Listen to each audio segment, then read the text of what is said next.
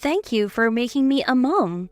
A new life, still small, had taken up residence in my womb. I believed everyone would be overjoyed. Yet, my husband was engrossed in his acts of betrayal against me. Now, feeling happy 3 years later, I can talk about those times. I am Nell Burks. Back then, I was pregnant. Even past 5 months of pregnancy, the morning sickness continued and I often had to take time off from work. My husband is Greg. We met at a colleague's wedding after party. He, a year older than me, worked at the same company. The first time I heard his singing, I was smitten. Not love at first sight, but love at first listen. I approached him and our relationship began. 2 years later, when I was 27, we married. Being an only child might be lonely, so we should have at least 2 kids, right? Yeah, maybe 1 girl and 2 boys? As long as they're healthy, the order doesn't matter. Greg, an oldie child, and I with a half-brother. We wanted to give our child siblings. We were excited about having kids right after getting married. Looking back, that might have been our happiest time. But once married, we realized it wasn't all about chasing dreams. We had to plan for the future realistically. We decided not to have children for 3 years, focusing on saving money and enjoying life as a couple. Then, 2 years into our marriage, we relished our time together, indulging in shared hobbies like karaoke and exploring gourmet restaurants during weekends. Recently, Greg started playing golf on weekends, invited by his manager, leading us to spend weekends separately. I spent time doing things I liked. Being alone wasn't too bad. I had no significant complaints about our marriage, but there was something I regretted. That was our promise to not have children for 3 years. I heard from friends who had children, and I even had chances to hold their babies. Gradually, the desire to hold my own child grew stronger. Unable to wait any longer, I brought it up with Greg. Hey, don't you think it's time we had a child? Children are a blessing from God, so maybe we don't need to stick to our plans so rigidly. But Greg responded, I'm not ready yet. We still have a year left of our 3-year promise. There's so much I still want to do.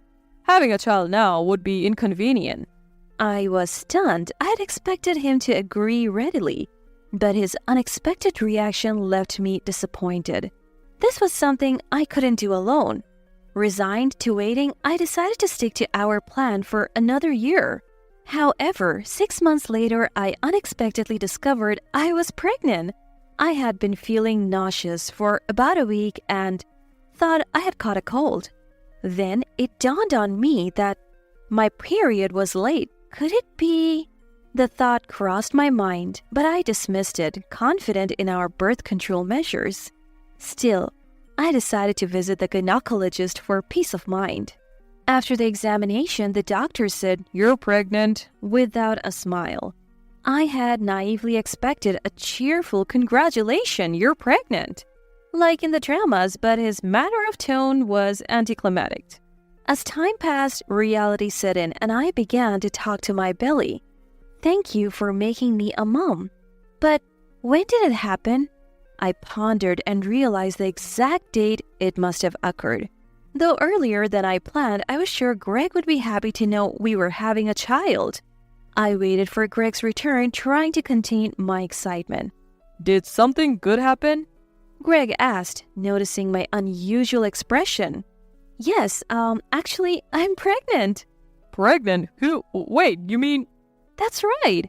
That's strange. Are you sure it's mine? Excuse me? At Greg's words, it felt as if time had stopped for a moment. Of course it is. You might not remember because you were drunk.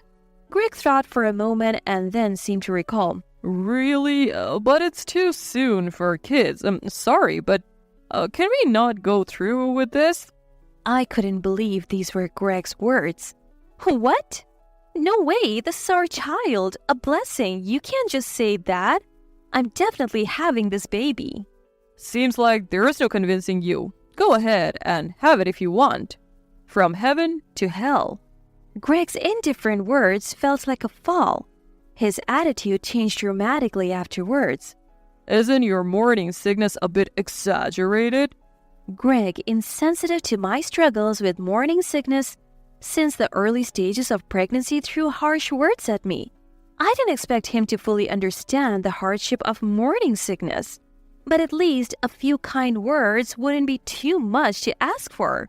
I'll eat out, so don't bother with dinner, or the smell bothers me. I'll sleep in the next room, he would say, increasingly avoiding me and my frequent nausea. Greg's occasional weekend golf had become a weekly routine, and today, he left early again, invited by his manager. He's forgotten again. I noticed Greg had left his bag behind and thought I might still catch him, so I called his mobile phone. Huh? The sound of a mobile phone vibrating came from inside the bathroom. Looking over, I saw Greg's mobile phone ringing on top of the paper holder. Forgetting your mobile phone too? You're really hopeless. I picked up the phone. Excuse me? I saw the caller ID on the screen. An old hag. An old hag? Who's that? Just then, the sound of the entrance door opening echoed. Greg had come back to retrieve his forgotten item. In a rush, I hit the stop button on my phone and hurriedly put Greg's phone back in its place. What are you doing? His eyes narrowed as he snatched his mobile phone. There is no need to yell. I was just about to call you about your forgotten phone. I'm in a hurry, so... Without saying anything more, Greg grabbed his bag and phone and left. The words, an old hag, remained vividly etched in my mind. Dizziness overcame me and I slumped to the floor. My heart was pounding. I could hear its beats. I am not so oblivious. I had a vague sense that something was off with Greg's behavior. Yet somewhere in my heart I hoped I was mistaken, but my hopes were shattered. We had planned to go to Greg's parents' house for Christmas, but I couldn't because of severe morning sickness. Say hi to Kaylin and the others for me. As I saw him off at the entrance, Greg pointed at me, laughing. Oh, what's with that outfit? You look like an old woman. It's embarrassing. How cruel. Such words shouldn't be said even in jest. I could no longer feel a shred of affection. How are you feeling? Is the morning sickness still going on? The day after Greg left, I received a call from my mother-in-law, Kaylin, who expressed her concern. Yes, I'm fine. Sorry, I couldn't come. Don't worry about it, but it's lonely this year since both of you couldn't make it. Both of us? Greg was supposed to have gone to his parents' home. Before I could respond, Kaylin continued, well, it can't be helped. His manager's father passed away and he's always been good to us. That was Greg's excuse for not going home, apparently. What? I hadn't heard such a story. Nell, can you hear me? Yes. Something wrong? Don't keep worries to yourself. It's not good for the baby. Could Greg be cheating? I couldn't possibly say such a thing outright. I'm fine, just feeling a bit unstable. I guess it's because of the pregnancy. After ending the call with Kaylin, I immediately called Greg. Hello, this is Greg's mobile phone. Who's speaking? Oh, sorry, I dialed the wrong number.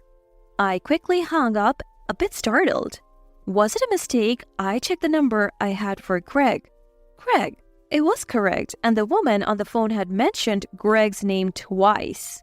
My call would be in Greg's call history. He should have called back, but he didn't. Greg's actions were increasingly suspicious.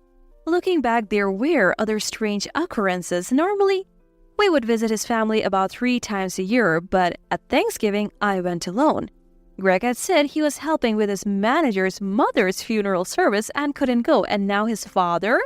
Both parents passing away within 6 months, coinciding with our family visits? Too much of a coincidence. I immediately checked with a colleague from Greg's department. There's no such thing, they said.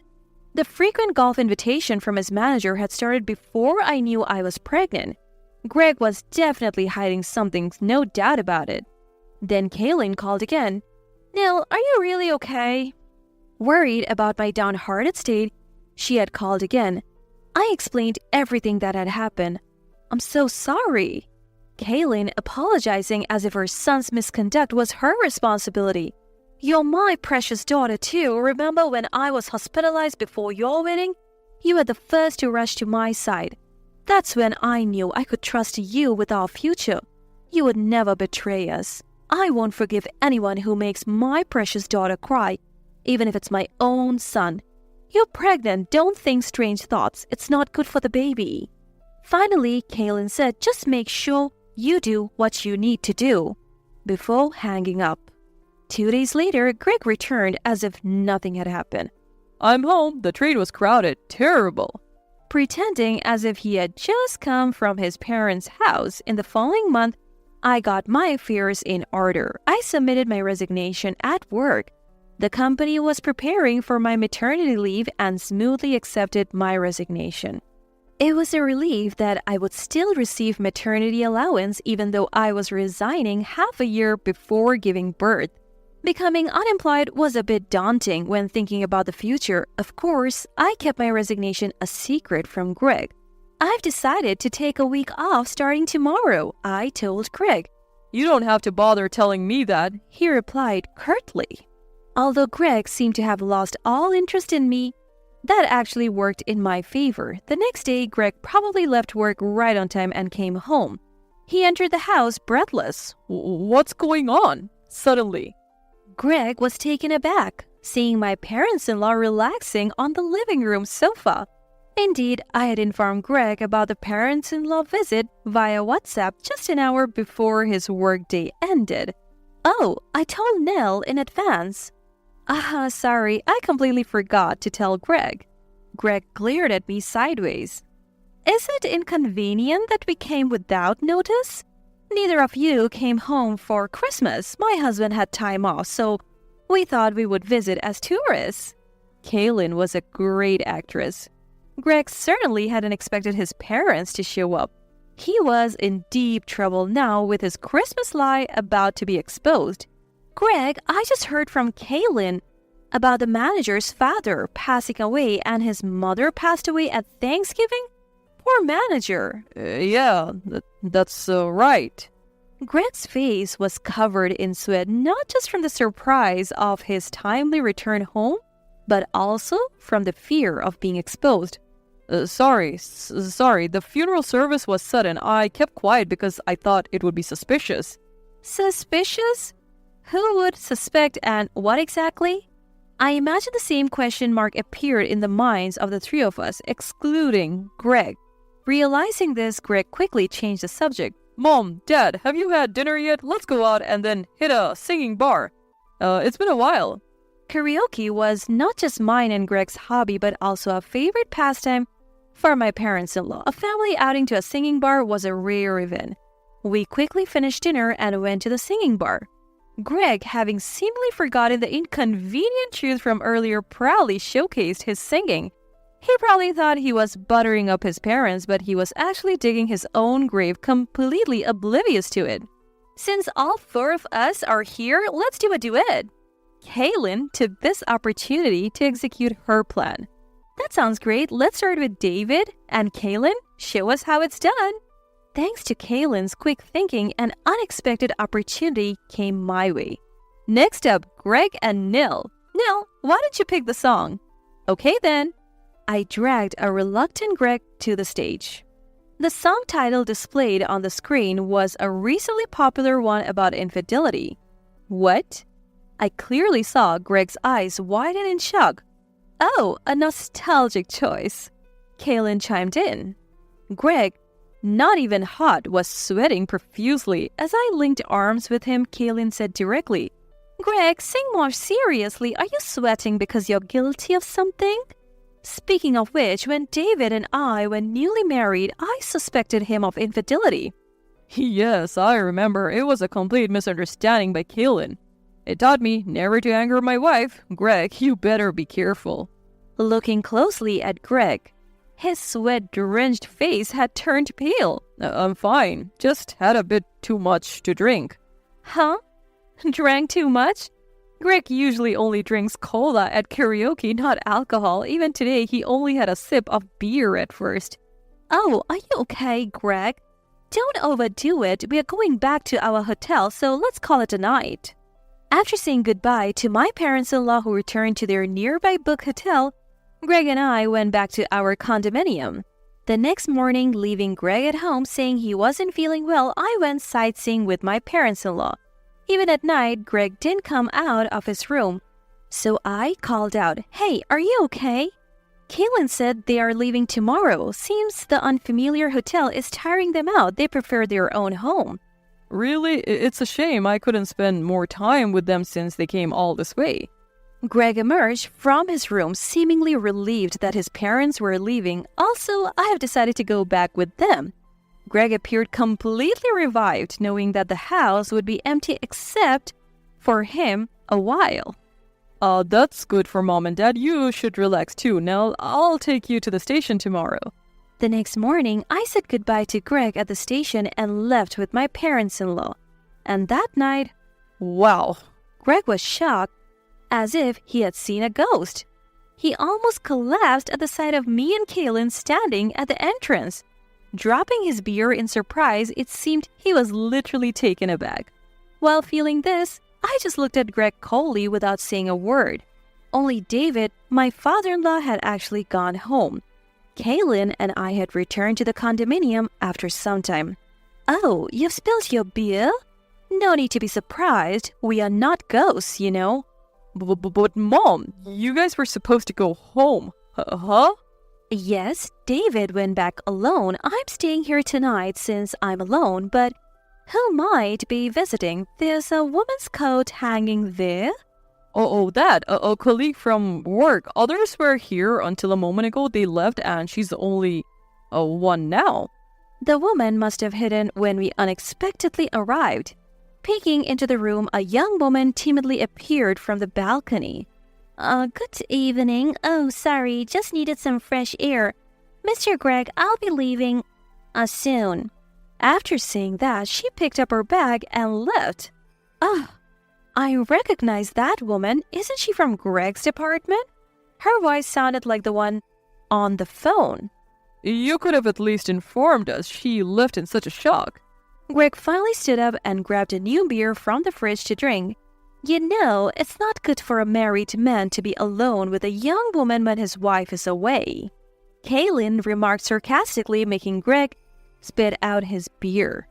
I was thinking of saying hello to your always helpful manager before leaving. No need to bother going all the way to the manager. It will be a laughing stock for an older woman to show up at the company. Greg tried desperately to stop Kaylin's action, really, but since you always receive so much help from your manager, I'll just give them a call to express my gratitude. Saying that, Kaylin picked up Greg's mobile phone from the table. Mom, stop it. Greg frantically tried to retrieve his phone, but Kaylin was determined. Just lend it to me. It was the first time I saw the usually calm Kaylin raise her voice. Kaylin looked straight into Greg's eyes. Greg, is it really so embarrassing for me to thank your manager? It's not that, but... Unable to meet Kaylin's eyes, Greg responded in a small voice. Then it's fine, Greg, you make the call. Greg seemed to realize he couldn't anger his mother any further. Suddenly, he bowed his head towards Kaylin. Mom, sorry, I meant to tell you the truth. The girl from earlier, it's not just a fling. Actually, she's pregnant. So I'm going to marry her and take responsibility. What? I was utterly stunned by Greg's shocking confession. Greg, do you realize what you're saying? There's also your child in Nell's womb. How will you take responsibility for that? It's Nell's fault. She decided to have the baby despite my opposition, and I can't even be sure if the baby's really mine. I mean, it happened just once unexpectedly. How can I trust that? Kaylin? Kaylin snatched the beer from Greg's hand and threw it in his face. What are you doing? Does this not wake you up? I was thinking I wouldn't disown you if you sincerely apologized to Nell. And what about that girl just now? If she intended to marry you, why did she run away like that? Greg was left speechless, effectively admitting to their fear. There's no more room for leniency. If you say Nell's child isn't yours, then you are no longer my child either.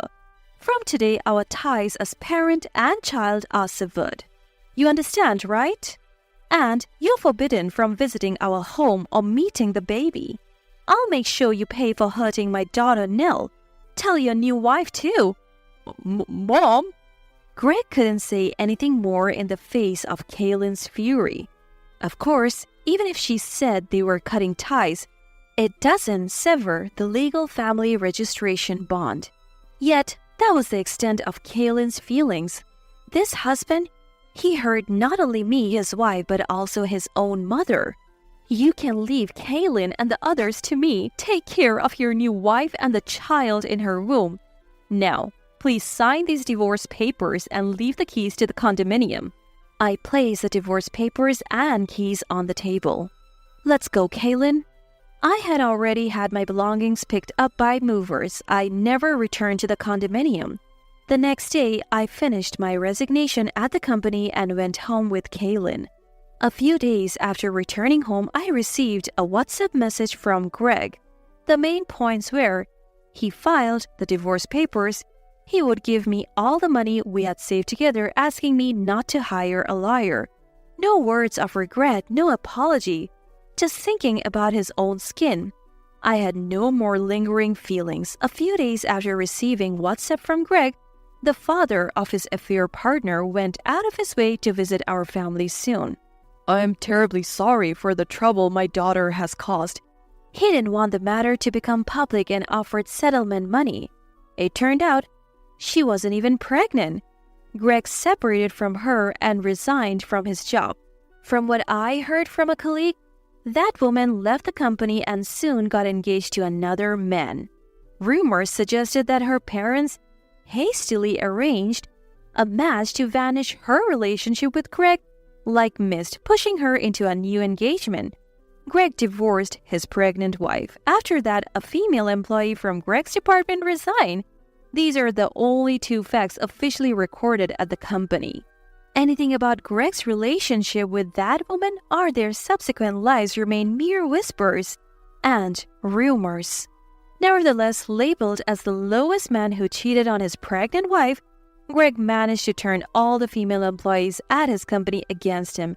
Unable to bear the scandal, Greg left the company 6 months later. The marital bond was severed, but the connection between me and his parents continued. To me, parents-in-law were technically adopted parents. Before our marriage, Greg had said, eventually, Dad and Mom will be under Nell's care, so I want Nell to have a share of the inheritance. He had asked his parents to adopt me. I had lost my parents early and was raised by my grandparents. Knowing my family circumstances, parents-in-law had adopted me as their daughter. It's safer for you to give birth here. Kaylin made various arrangements so I could deliver near my childhood home. Thanks to her efforts, I safely gave birth to a healthy baby boy. Hoping he would grow up humble and kind, my adopted parents named him Charles. Mom! My 3-year-old son, playing with Kaylin in the yard, ran up to me. I'm home! I picked up my son, gazing at the sunset. Everyone perceives happiness in their own way. I want to show my son various beautiful scenes in life. Nell, stay strong. I felt as if my father and mother, who had passed away early, were smiling at me from the heavens.